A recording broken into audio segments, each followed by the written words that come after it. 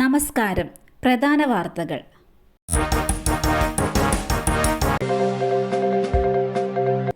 K ശൈലജയെയും മഞ്ജു വാര്യരെയും അപമാനിച്ച ഹരിഹരനെതിരെ കേസെടുക്കണമെന്ന് ഡിവൈഎഫ്ഐ. ഹരിഹരൻ നടത്തിയ പ്രസംഗം സാംസ്കാരിക കേരളത്തിന് നേരെയുള്ള വെല്ലുവിളിയാണെന്നും ഡിവൈഎഫ്ഐ. കേരളത്തിൽ ഏറെ ബഹുമാനിക്കപ്പെടുന്ന സ്വയപ്രയത്നത്താൽ വ്യക്തിമുദ്ര പതിപ്പിച്ച കലാകാരികളെ പോലും RMP UDF നേതൃത്വം നികൃഷ്ടമായ കണ്ണുകളോടുകൂടിയാണ് കാണുന്നതെന്ന് ഡിവൈഎഫ്ഐ വിമർശിച്ചു.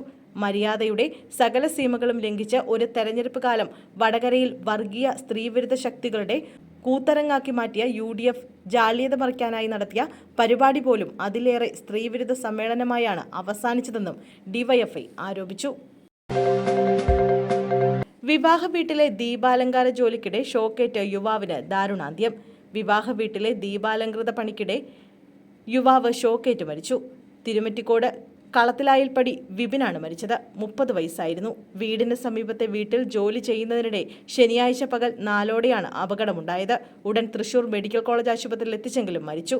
അച്ഛൻ വേലായുധൻ, അമ്മ പത്മിനി, ഭാര്യ കാവ്യ, മകൻ സയൻ, സഹോദരൻ സുബിൻ.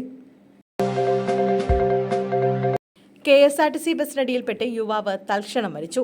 KSRTC ബസിന്റെ അടിയിൽപ്പെട്ട് ബൈക്ക് യാത്രികൻ തൽക്ഷണം മരിച്ചു. ചേർത്തല മായിത്തറ തോണ്ടൽവെളി വീട്ടിൽ അഖിലാണ് മരിച്ചത്. 26 വയസ്സായിരുന്നു.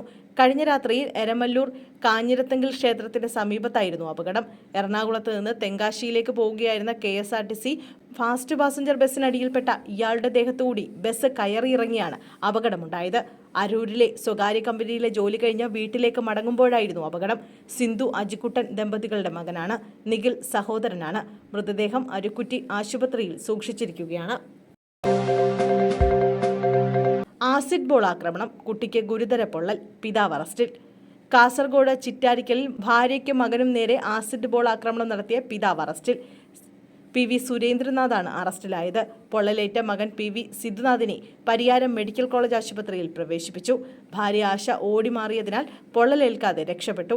കുടുംബ വഴക്കിനെ തുടർന്ന് കഴിഞ്ഞ വ്യാഴാഴ്ച രാത്രി ചിറ്റാരിക്കൽ കമ്പല്ലൂരിലെ വീട്ടിൽ വെച്ചാണ് സംഭവം. ഐസ്ക്രീം ബോളിൽ ആസിഡ് നിറച്ച് ഭാര്യയ്ക്ക് നേരെ എറിയുകയായിരുന്നു. ഭാര്യ ഓടി മാറിയതിനാൽ മകന്റെ പുറത്ത് പതിച്ചു. ഇയാൾ സ്ഥിരം മദ്യപാനിയാണെന്നും ഭാര്യയെ സംശയമാണെന്നും പോലീസ് പറഞ്ഞു. ഫോൺ വിളിയുമായി ബന്ധപ്പെട്ട് പതിവായി ഭാര്യയെ മർദ്ദിക്കാറുണ്ടെന്നും പോലീസ് പറഞ്ഞു. വഴിപാട് പണം വാങ്ങാൻ സ്വന്തം ഗൂഗിൾ പേ നമ്പർ ഉപയോഗിച്ച് തട്ടിപ്പ്, ദേവസ്വം ബോർഡ് ജീവനക്കാരന് സസ്പെൻഷൻ. വഴിപാട് പണം സ്വീകരിക്കാൻ സ്വന്തം ഗൂഗിൾ പേ നമ്പർ ഉപയോഗിച്ച ദേവസ്വം ബോർഡ് ജീവനക്കാരനെ സസ്പെൻഡ് ചെയ്തു.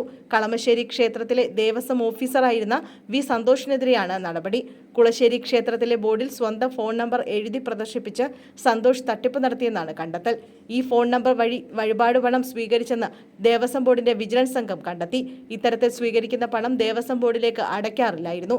ഇങ്ങനെ ലക്ഷക്കണക്കിന് രൂപ കൈക്കലാക്കിയെന്നാണ് ആരോപണം. വകുപ്പ് തല നടപടിയുണ്ടായെങ്കിലും സന്തോഷിനെതിരെ പോലീസ് അന്വേഷണം ആരംഭിച്ചില്ലെന്നാണ് വിവരം. ഗൂഗിൾ പേയുമായി ബന്ധപ്പെട്ട സംഭവങ്ങളിൽ കൂടുതൽ അന്വേഷണത്തിന് ദേവസ്വം ബോർഡ് വിജിലൻസിന് പരിമിതിയുണ്ട്. ബാങ്ക് രേഖകൾ പരിശോധിക്കാൻ ഇവർക്ക് സാധിക്കില്ല. അതിനാൽ കൂടുതൽ അന്വേഷണത്തിന് ലോക്കൽ പോലീസിനെ സമീപിക്കണമെന്ന് ദേവസ്വം വിജിലൻസ് ശുപാർശ ചെയ്തിട്ടുണ്ട്.